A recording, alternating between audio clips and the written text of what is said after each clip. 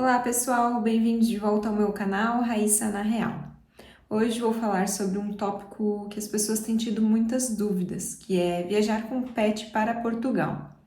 No vídeo de hoje eu vou trazer as respostas para as principais perguntas que eu venho recebendo aqui no meu canal.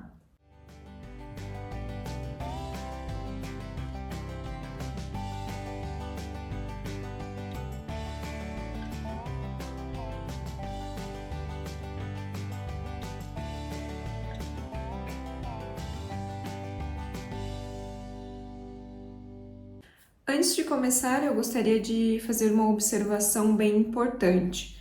Essas informações que eu vou trazer aqui no vídeo é com base na minha experiência.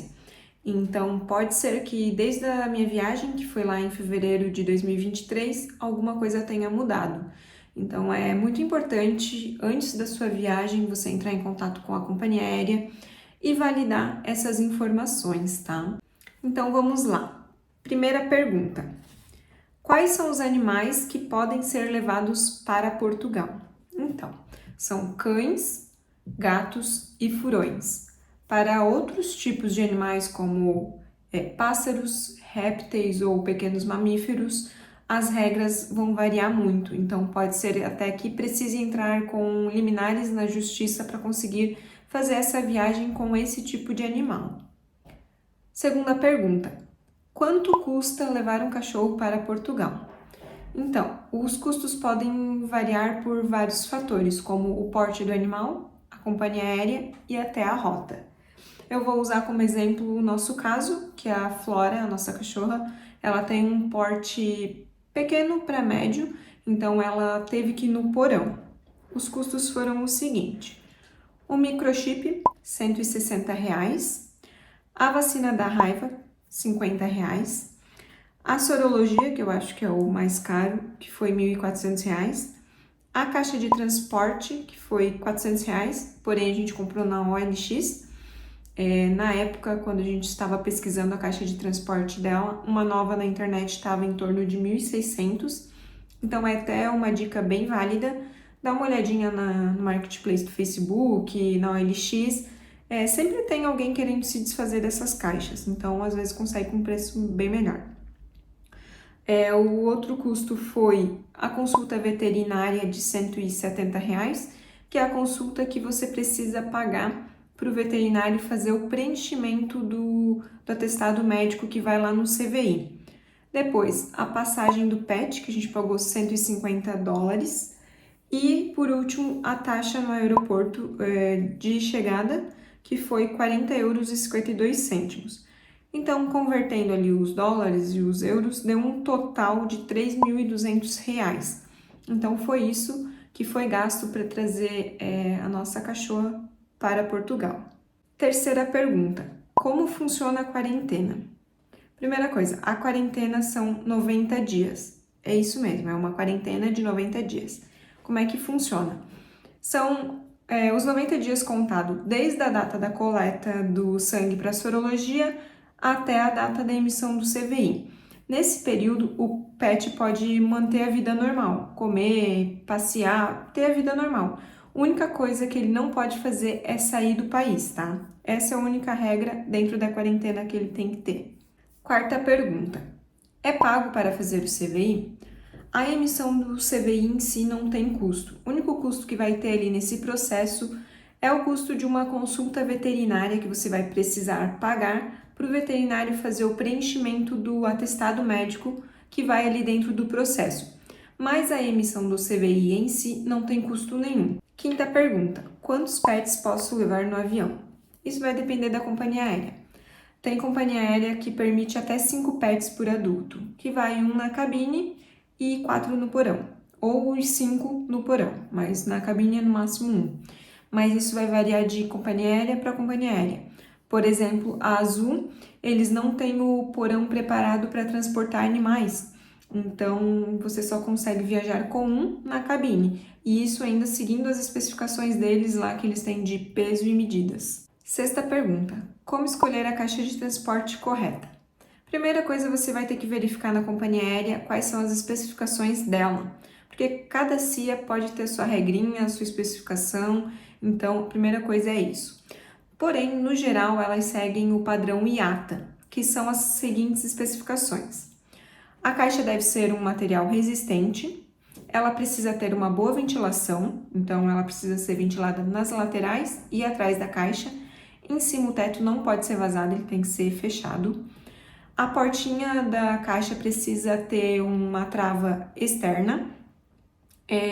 A caixa tem que ter um tamanho que permita o pet dar uma volta 360 graus, que ele consiga ficar em pé, que ele consiga deitar, tudo de forma confortável.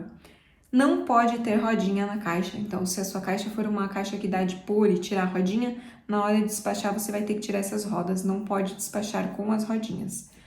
E ela deve ser fixada com parafusos, pelo menos 3 em cada lado. A caixa da Flora tinha até umas presilhas, assim, que você fechava e engatava as duas partes. E aí, a hora que você abria, tinha o buraco ali para colocar os parafusos. No dia da viagem, eles lá na companhia aérea abriram as presilhas para verificar se os parafusos estavam ali. Eles geralmente exigem que seja o parafuso de metal mesmo. Sétima pergunta: como levar o meu pet para Portugal? A primeira coisa, você vai ter que se organizar com pelo menos 6 meses de antecedência da sua viagem, que vai ser o tempo ali que você vai levar para fazer todos os processos, os exames necessários, tudo.